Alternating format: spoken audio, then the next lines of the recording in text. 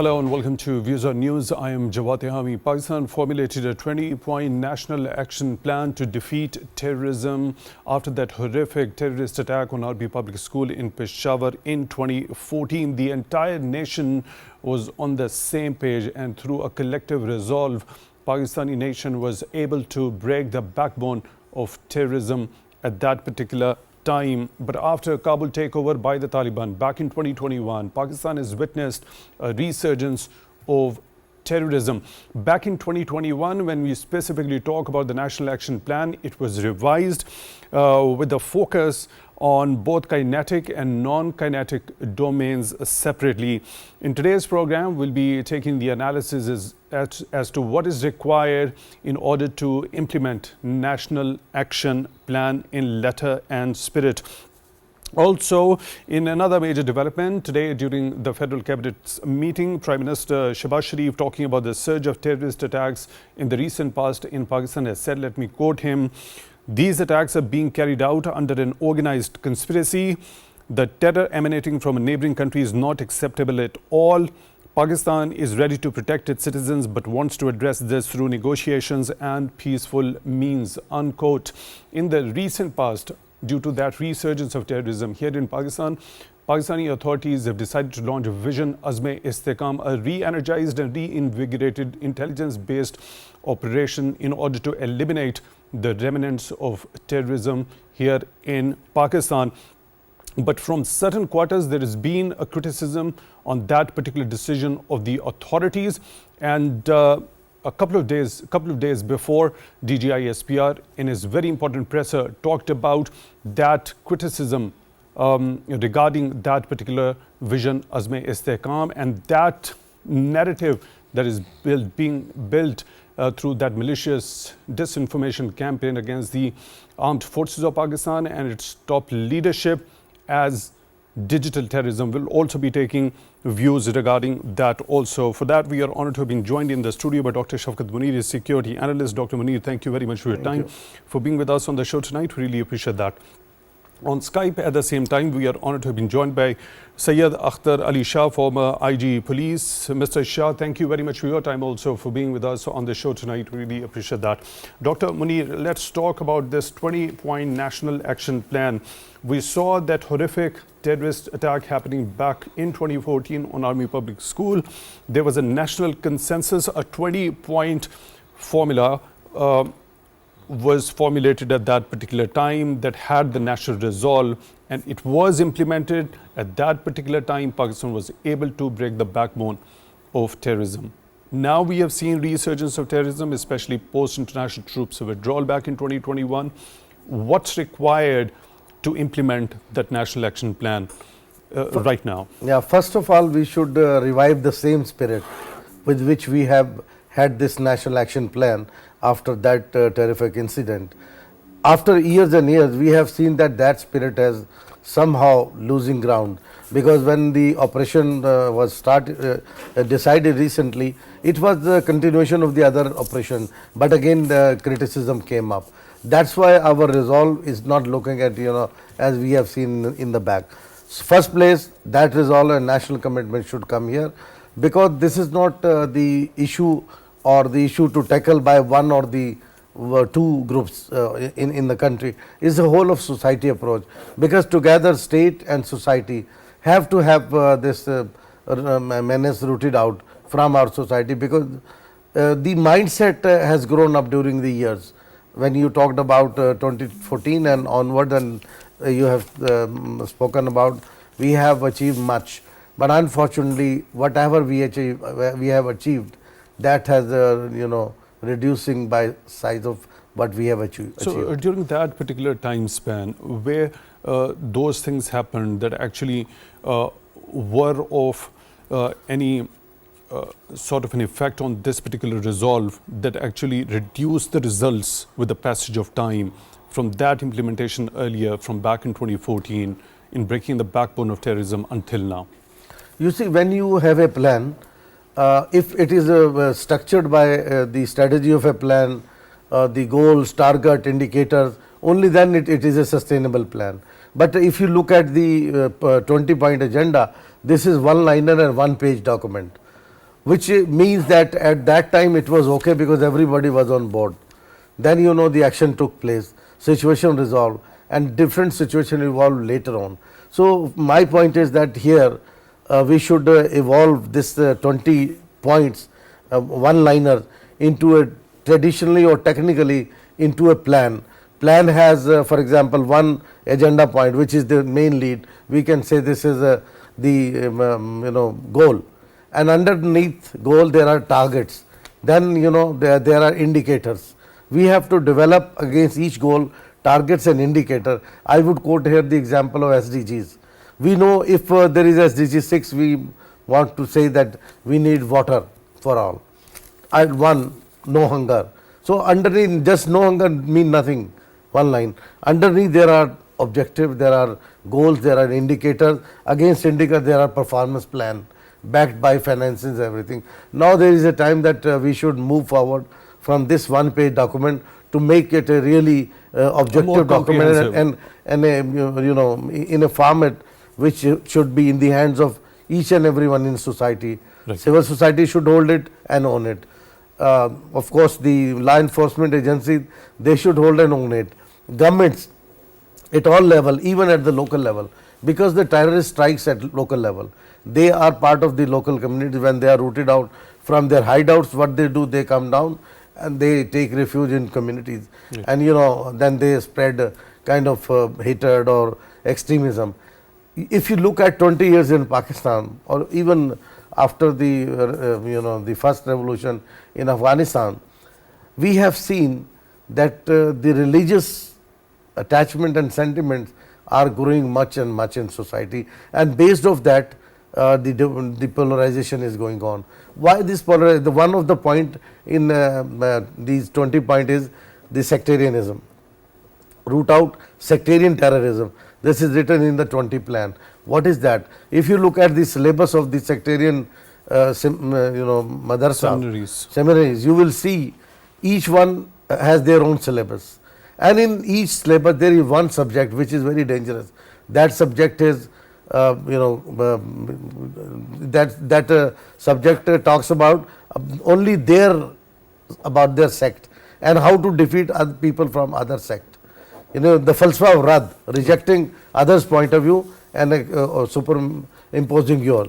And that is one strategy. That is why from some madrasas, Taliban were trained, and now they are doing the same. They are, with this falsafa of Rad, rejecting others' point of view, they are rejecting all the point of view, and they say our brand of Sharia, what they define in Afghanistan, or TTP says in for Pakistan. So that's why based on this, they are focusing on. There is a time now that we should review the syllabus of the madaris, and there is hate speech also in the school curriculum and books. We also eliminate to that, if we want to have a full package of a long-term and sustainable plan. I'll come back to you on this very important point of reviewing the syllabus and also that particular subject that basically focuses on sect and seminaries, rejecting the others, and trying to impose that very ideology of their own, considering that exclusively right. Let me proceed towards Mr. Shah. Mr. Shah, this 20-point national action plan, what at this point in time is required in order to implement that, to deal with the remnants of terrorists here in Pakistan? This action plan, we have got 20 points. Some of the points are now redundant, like operations in Karachi, or trials by the military court. It was for 2 years, and but the most important points are that no militant outfits, armed outfits will be allowed. Zero tolerance against militancy in Punjab. I would say that not only in Punjab, rather in the whole of Pakistan. The other important points are that curbing hate literature, books through any medium. And then surveillance of the digital media through which hate material is distributed. Then revamping the criminal administration justice system. then enhancing the capacity of counterterrorism department. So these are the most important points, 20 points of the National Action Plan. So uh, uh, this National Action Plan has to be read and analyzed in juxtaposition with the disaster management. Terrorism has also been defined as a disaster, man-made disaster. So while you deal with a disaster, the one of the most important ingredients of disaster management is preparedness. If any eventuality, any disaster occurs, whether the state apparatus is prepared to deal with such kind of disaster. So, under this plan, the all the security agencies, police, they are bound to be prepared to fight against armed militias or any other cell trying to sow seeds of hatred, of violence. Violence in any form is not permissible under the law. As far as this policy is concerned, we already have a constitution.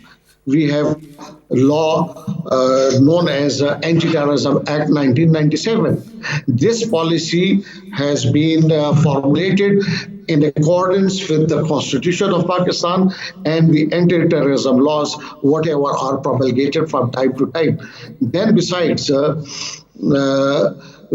the province of Khyber Pakhtunkhwa, there is a law called in aid of civil power regulation, where you can also call the armed forces to combat terrorism or violent extremism within the province or anywhere in Pakistan under Article 245 of the Constitution of Pakistan. Armed forces can be called anywhere in aid of the civil power to deal with any disturbance and to maintain peace and tranquility.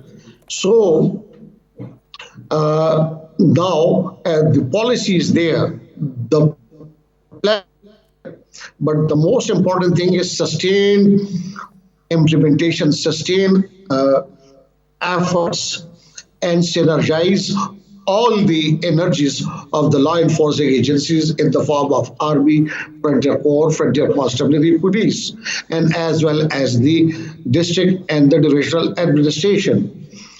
Under that, we have also formed Apex Committee at the provincial level, at the federal level. So if you want to implement the National Action Plan in its true spirit, then the Apex committees have to meet regularly in order to monitor the key performance indicators set for the law enforcing agencies to achieve their goals. So the most important thing is that when I distinctively remember this, I was then the Home Secretary of Khyber Pakhtunkhwa when National Action Plan was conceived and then implemented.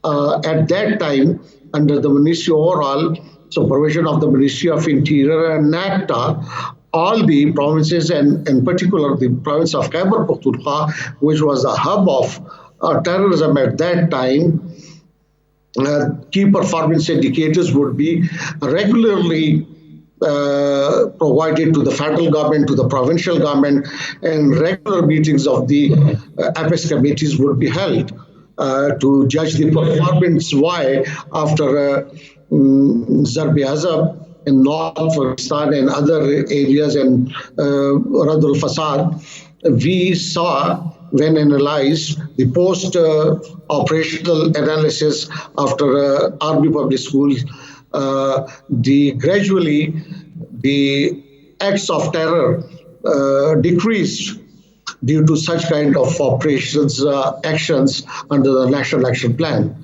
So again, now we are again at the break where there is a need for a focused and synergized efforts to curb all kinds of. Point is well taken. Mr. Shah, I seek your pardon for the dejection over here. Already you heard Dr. Munir talking about this particular one-pager national action plan, the main 20 points. He wants that particular national action plan to be more holistic, more comprehensive, with all the details under the heads and the subheads, including the goals and targets and later on indicators and the performance plan regarding that also. Firstly, your take regarding how to make it more comprehensive. When we talk about the revised National Action Plan back in 2021, the point number 8 of it talks about the formulation, institutionalization and implementation of counter-violent extremism policy. Your understanding regarding that, sir? As countering violent extremism is concerned, we have to analyze the drivers which cause such kind of violent extremism. For that, the analysis of all the reading material, whether it is in the school, whether in the madaris, or in the universities, or even in training academies, where the civilian or the armed forces, all have to be revised. And similarly, on the social media, on television networks, all have to be monitored, and proper action under law has to be taken wherever there is some material which drives any person towards violent extremism. And at the same time, we have in the previously we had developed de-radicalization programs. So de-radicalization programs have to be launched, and funds have to be provided for de-radicalization. Those who are arrested or who later on joins the civil administration, the military administration, then they have to be de-radicalized, whether they are in high prisons, whether they are in internment centers. So a gigantic de-radicalization program is required. Right. Dr. Munir, earlier in your take talked about the whole of the society approach. What do you mean by that? It means that society is comprised of many segments of society. Even the, one of the main stakeholder in it is the religious leaders. It is generally said that conceived that maybe all the religious leaders could be of the same page, or they are thinking differently, or they are thinking similarly. But I have worked with many of dozens of religious leaders, and they have listened to us, and they have been part of our counter-violent extremism programs. Right. And they allowed us to their seminaries. They allowed us to visit, different section of their departments, and with us, they had the cultural diversity tours, where they took their student of a seminary from one sect to the other, just to build a harmony and peace building, interfaith harmony with the other leaders, not only Muslims, religious leader, but other minority leaders also, those who are in Pakistan. Everyone are thinking that where the country is going on. It means that the whole of society can build a check against those elements, those who are fanning terrorism, so within them and from outside. Right. There has already been a development when we talk about Pakistan's national narrative against terrorism and extremism.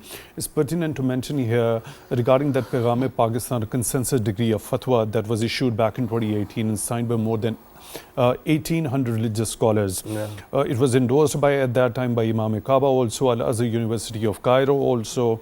What are that particular Tehami-Pakistan consensus degree or the fatwa specifically talks about? So when it is a consensus decree, more than 1,800 religious scholars sign this particular fatwa. Doesn't that naturally speak volume about the religious scholars from all the spectrum, from across the board, being the part of that particular drive? This is what I am saying. I was part of this process, Tehami-Pakistan, and not only when it was being built, but after that there was syllabus were built by international under the lead of International Islamic University, and these courses were taught at different universities, and there are certain program arranged for university students we have been part of it, and this Paigam-e-Pakistan was spread all across universities, youth, religious scholars and others. And this is so what about the religious seminaries in particular?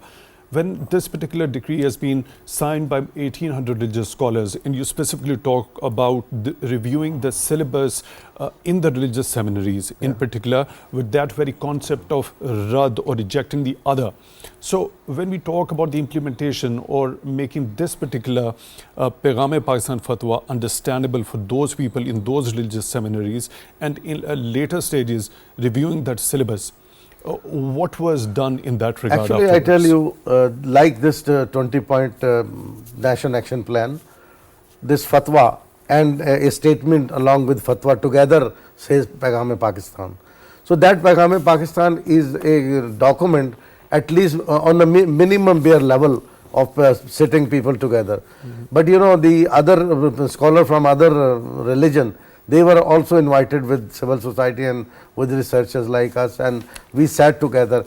At that time, it was the consensus document, and you see that also is not a comprehensive document.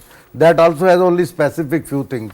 On, for example, suicide bombing is haram, is not allowed, permitted in Islam, similar kind of thing. But that doesn't touch about the sectarian hatred, which is a part of some of the syllabus and books. Now there are some progressive leadership from within the clergy, those who want to get rid of that. I had a discussion with a couple of senior level people whose books are, you know, taught at these madaris and the seminaries, and they said that they would also be willing to review their books, and they admitted that the falsafa of Rad is now, you know, started counter producing things instead of a. At that time there was a, when this falsafa of Rad and these seminaries in the subcontinent were started, at that time the syllabus was added, and that syllabus did not put people violent. It was argumental thing. They put their books with them, and after you know, their argument, they want to convince them manazara or these kind of things. But now thing is different, because now these element, these, you know, syllabus and these things are used to feign hatred, and that's why now the sectarianism leads to religious extremism, which leads to violent extremism, and then it goes to terrorism. So these have linkages. Right. So we have to develop all linear linkages together, and then the whole of society means that we all have to think that we have to eliminate these elements. What actually happened? If you go to society in general, even 30 years back, people used to pray, people used to fast, people used to give charity, zakat and everything. But now if you have a feel and pulse, you will feel people feel more, you know, religiously towards extremist thought, because these they have seen that these kind of elements came in society, and they, you know, radicalize the society, which means that we have to, as IG Sahab said, we have to de-radicalize. Okay, so there is two levels. Sorry, just one sentence, then you can ask question. There are two levels of addressing this issue. One is those who are at the risk of being a potential terrorist people, vulnerable people. Secondly, those who are already part of it, how to neutralize them, how to, after neutralize them, de-radicalize them. So after the various operation, many terrorist youngsters, those who were arrested, they have been radicalized in the radicalization centers and even in the prisons. But they did not come out in society as a productive element. They were either go back or they are in hiding with their families. So we have to operate at those two levels. One is the vulnerable, second already in the process, third that you know, we have to check the networks which are operating across the border. We know the terrorist hub is now Afghanistan for South Asia, and we are facing all the trouble because they have free movement there. They have the training camps. Now they are using them, they are coming it here. So that's why we need to have a zero tolerance, not only against terrorism, but against even extremism, growing religious extremism. We should now there the one point. If you see the point about point 9 about the stopping religious persecution. What is that now going on? You see, a mob comes, mob fear is there, mob all of a sudden comes and kills a person. It's not the sense. That is why this is what I am indicating, that the breeding ground is within the society. We have to element these elements through the counter violent extremism and preventive violent extremism measures. CV and PV both. Yeah, you just mentioned point number 9 of the National Action Plan, taking effective steps against religious persecution. Point number 10 of that particular National Action Plan talks about the issue that you already discussed in detail. Now, what about the registration and regulation of religious seminaries? This particular point is pretty much visible there in the revised National Action Plan of 2021 also, point number 9, that talks about the regulation and registration of religious seminaries and madaris. So from 2014, when that first that National Action Plan was formulated, it's almost 7 years. So until 2021. So what has been different on this particular front when it comes to regulation and registration of religious seminaries? I think on registration, they have been resistant mostly. Then some of the religious madaris, they started coming for registration. But later on, all stopped because of the political interference in Pakistan. That's why I said whole of society approach. Some of the religio-political parties, they started against, the registration and setting of a modern syllabus there, teaching science, computer to these students, so that they should not only become imam in a shady mosque, very small mosque, and having just 10,000 rupees a month. That's not the wage, or that's not the earning after graduating from a madrasa which has the degree equivalent to MA. They should be in a position that they should participate in the mainstream society and they should earn their livelihood from there. But that part is missing from there. That's why modernizing the syllabus, in issuing equipment to them and taking them on board is important, so that people can go and serve in society instead of just having, and then hatred automatically comes. When a student goes out of the, graduate from a university, gets with this degree, good job. A student from seminary comes and there is no job unless they build their own mosque. Yeah, when they build mosque with chanda or just donation, they get hardly 10 to 15,000. So hatred would be there. So that's why we have to have all these elements looked at and then decide what we have to do. Let me take this point of religious seminaries, it's the syllabuses and that particular concept of rad, the rejection of the other sects or groups. Mr. Shah, when we talk about this particular point, mentioned here in the first National Action Plan, the registration regulation of religious seminaries, and again we see that one in the revised National Action Plan 2021 in point number 9, regulation and registration of religious seminaries and madaris. So during this time span, have you seen any sort of a progress regarding that particular endeavor? And if not to that extent, what have been the stumbling blocks in that regard?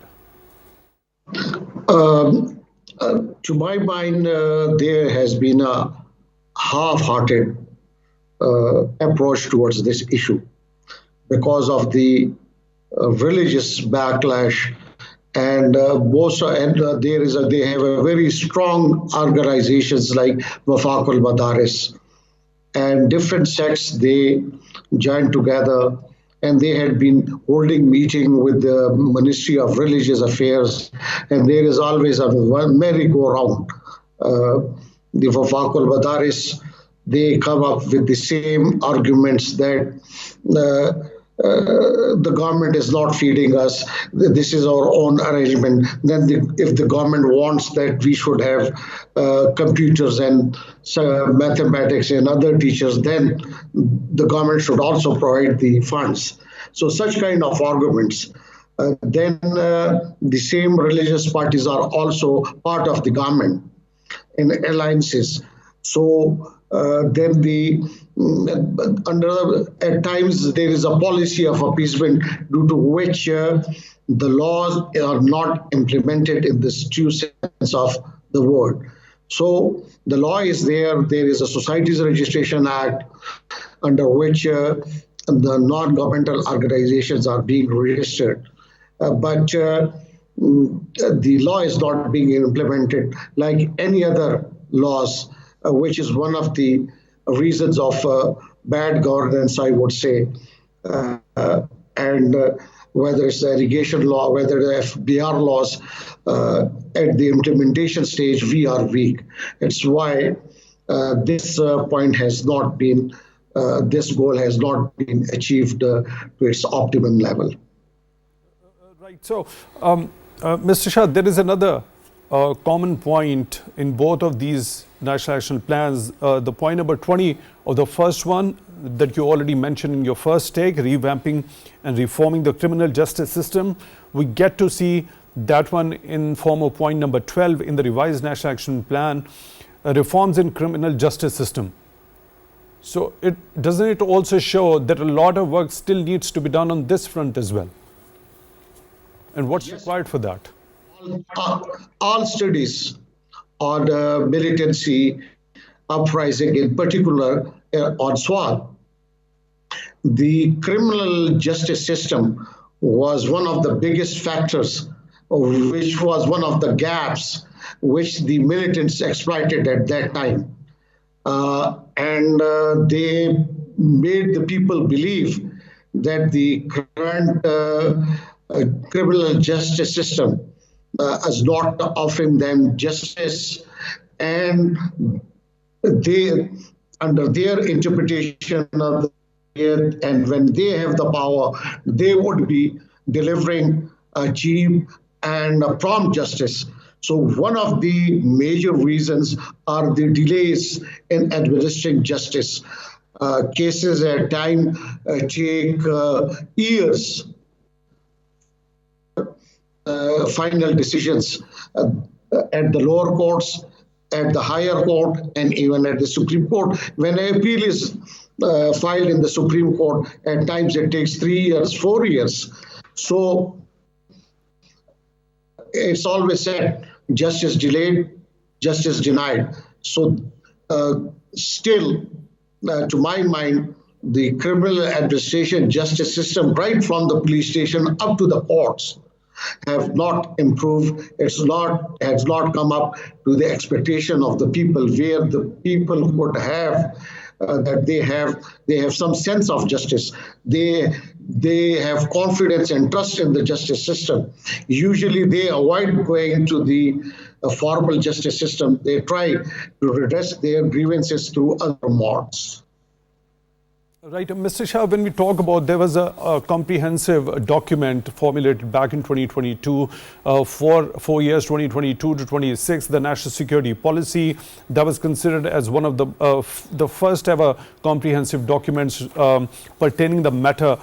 So it also talks about, in one of its chapters regarding internal security, talks about terrorism, violent subnationalism, extremism and sectarianism, narcotics and organized crime, comes up with the policy guidelines as well, including securing Pakistan internally.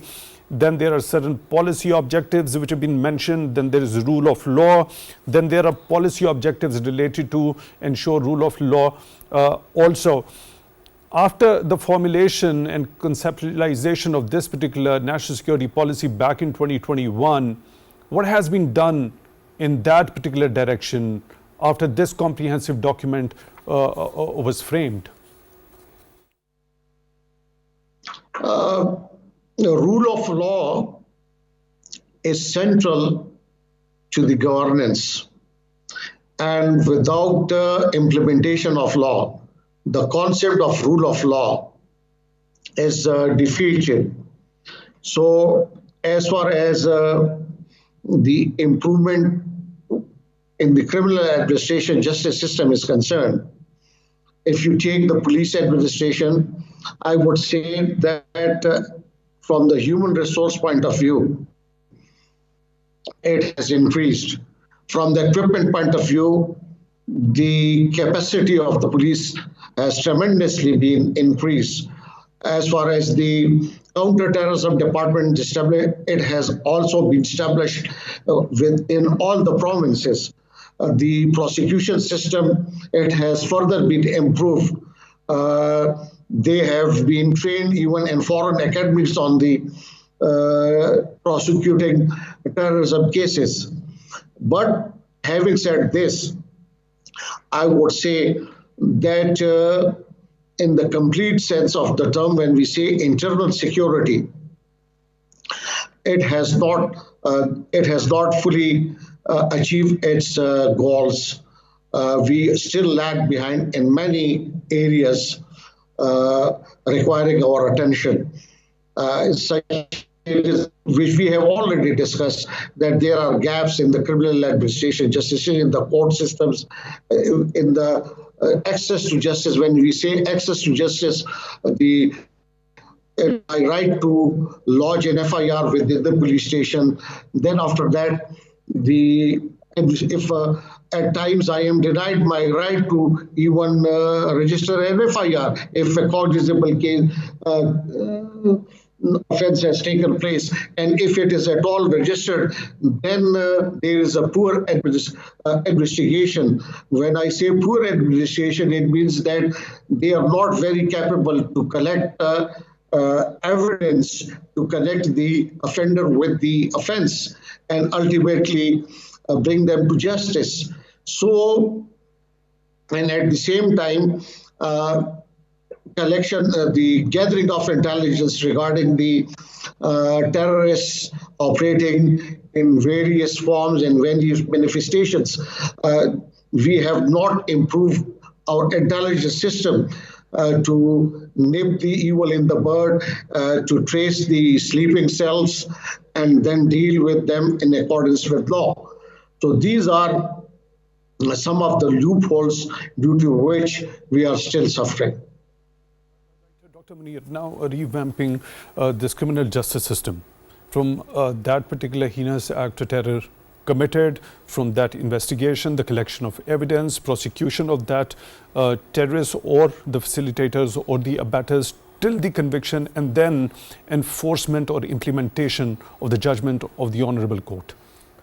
Look at the whole process. If there is a trial of a terrorist in the court, there is a kind of a fear that somebody or some group may hit or harm judge or the family. Mm-hmm. But this is everywhere. When mafias, wherever mafias operate, whether these are terrorists or other mafia smugglers, they do it. It's a general thing. But the issue is that at the investigation level, police is not well trained to deal with these. They only have one or two methods of investigation. They only apply that which is not applied to these kind of cases. Mm-hmm. Because they say when they are interrogating, I interviewed for my one of the study to an inspector who was investigating a terrorist in a case. So he said that I hardly could talk 10 minutes to him because he was quoting from the Holy Quran, and he was talking about that they are fighting for the religion or they are fighting for Allah, and I could not answer to him, so I came back out of the room. Definitely they have a pitch. They have a pitch of religious sentiments, and the policeman who is there, he got some sort of sympathetic because they are the preachers.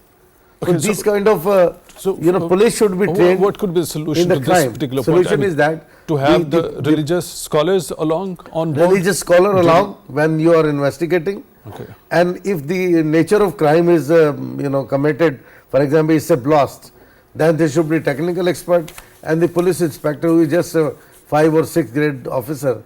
There should be a senior level official who investigate it. Similarly, it happens when it goes to courts. If a junior judge or a magistrate or an additional judge, they are investigating, for example, any case of these kind of violence, they would be hesitant to talk to that.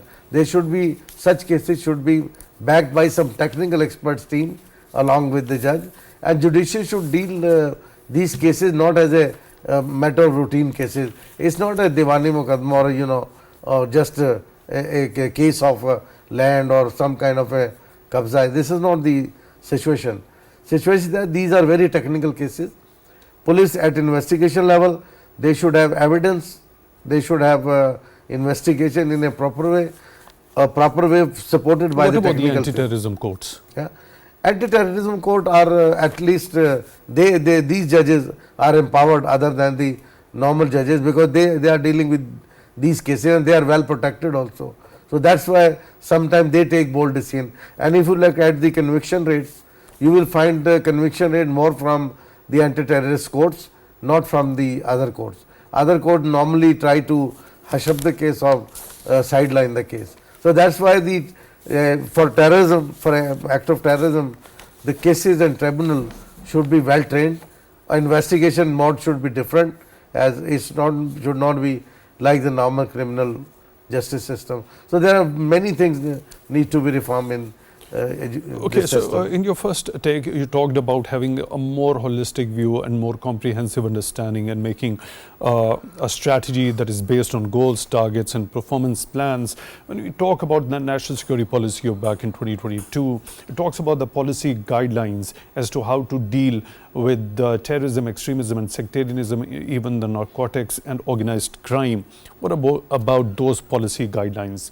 For example, when it talks about securing Pakistan internally, it is to achieve a secure Pakistan by protecting citizens against terrorism, violent subnationalism, extremism, sectarianism and organized crime, through ensuring writ of the state in all parts of the country to guarantee security of life and property of all citizens, prioritize combating terrorism, violent subnationalism, extremism, sectarianism and organized crime, ensure Pakistan remains a secure destination for intellectual activity, businesses, investors and visitors. Let me clear on this, what are these documents.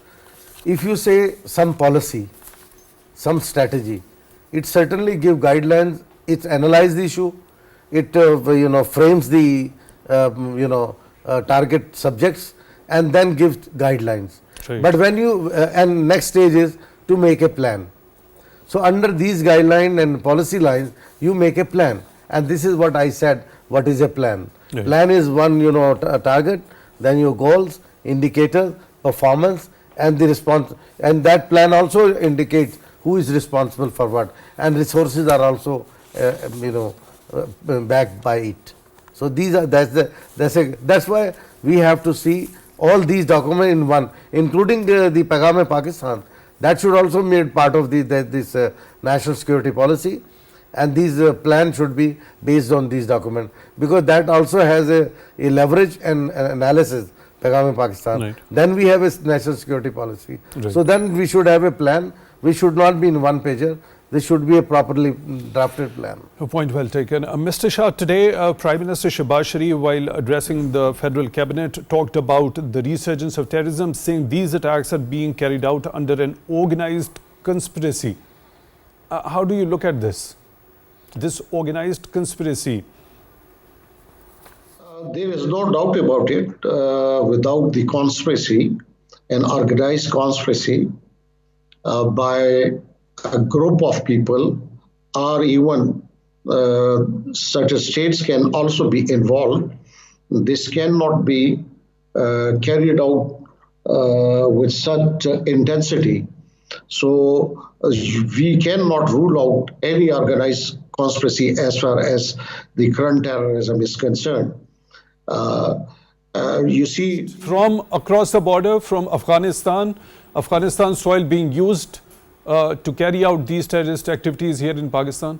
You see all the evidence, all the information, not only by Pakistan, but the regional countries, the United Nations Security Council, the Shanghai Cooperation Organizations, they all have, and there is a recent report of the United States Institute of Peace, which has shown concerns about the growing militancy, acts of terrorism in Afghanistan, the increasing activities of Al-Qaeda in Daesh, and there are also other 20 militant organizations operating from that area. There is enough evidence, and we now live in an age where nothing can be hidden. We are being surveilled through the satellites. Similarly, Afghanistan is also surveilled satellites through the drones. So everything is there. So they can't deny it. Even whatever happened in Moscow club, it was traced to Afghanistan. Right, Mr. Shah, when there is so much on this particular front going on, so much evidence that there has been a resurgence of terrorism, every now and then we see such type of heinous terror attacks being carried out using Afghan soil. So the authorities in Pakistan decided to launch Vision Azm-e-Istehkam, but there are certain elements from within which have been resorting to criticism of this particular Vision Azm-e-Istehkam, which has been also talked about by DGISPR in his recent important presser. Why these elements are resorting, despite knowing the fact there has been a clear resurgence of terrorism here in Pakistan? What kind of a motive is behind this particular criticism of it? We are not living in a vacuum, or we are not living in a country where there is no constitution. We are ruled under a constitution where there are laws. The Constitution of Pakistan, the preamble of the Constitution, one of the most important part of the preamble is that the sovereignty and territorial integrity of Pakistan would be safeguarded at all costs. So the government of Pakistan, and under the direction of the government, the army and the law enforcement agencies are under the legal and constitutional obligation to protect and safeguard the territorial integrity of Pakistan. So, and at the same time, under Article 245 of the Constitution of Pakistan, the provincial government, the federal government can at any time call in the army in aid of civil power. And in the province of Khyber Pakhtunkhwa, they are already there under Article 245 of the Constitution of Pakistan. And then the legislation made by the government of Khyber Pakhtunkhwa, which is also called in aid of civil power regulations. So Army is already in an operational mode in the province of Khyber Pakhtunkhwa, tasked to combat terrorism. So they are already there. They are morally, constitutionally, and legally bound to act. And even the Anti-Terrorism Act, Section 5, is not justified at all, is it?